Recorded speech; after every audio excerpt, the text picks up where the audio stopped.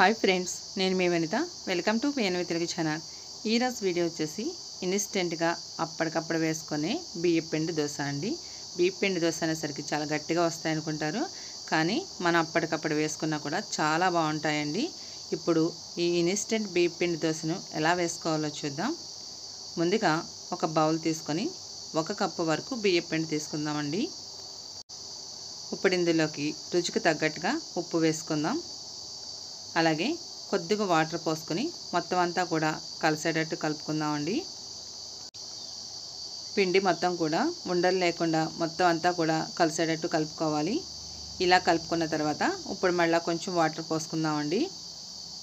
పిండి మొత్తం ఇలా కలుపుకున్న తర్వాత ఇప్పుడు ఇందులోకి చిన్నగా కట్ చేసి పెట్టిన ఉల్లిపాయ, అలాగే పచ్చిమిర్చి ముక్కలు, క్యారెట్ ముక్కలు, కరివేపాకుని ఇలా చిన్న చిన్న ముక్కలుగా కట్ చేసి వేసుకుందామండి.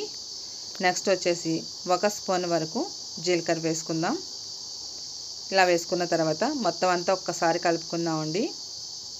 మనం పిండి మొత్తం కలుపుకున్న తర్వాత ఒకసారి చూసుకోవాలి. ఇంకా కాస్త చిక్కగా ఉందండి, కొద్దిగా వాటర్ పోసుకుందాం. మనకి ఈ దోశలకి పిండి అనేది బాగా పలుచగా ఉండాలండి, అప్పుడే దోశలు అనేవి బాగా వస్తాయి.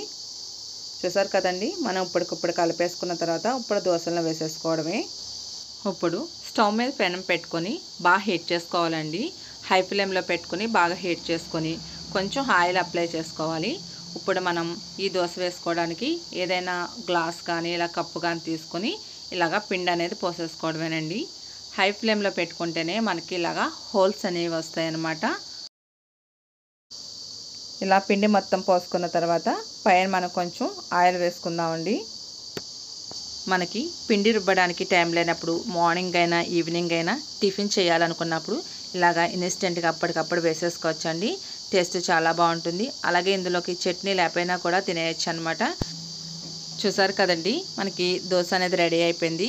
ఇదే విధంగా మనకి ఎన్ని దోశలు కావాలంటే అన్ని దోశలు అప్పటికప్పుడు వేసేసుకోవచ్చండి. అంతేనండి, ఎంతో సింపుల్గా ఇన్స్టెంట్ బియ్యం పిండి దోశ అనేది రెడీ అయిపోయింది కదా. అలాగే మీరు ఎవరైనా మన ఛానల్ కానీ ఫస్ట్ టైం చూసినట్లయితే పిఎన్వి తెలుగు ఛానల్ని సబ్స్క్రైబ్ చేసుకోండి. పక్కనే ఉన్న బెల్ బటన్ క్లిక్ చేస్తే నేను అప్లోడ్ చేసిన ప్రతి వీడియో మీకు వస్తుందండి.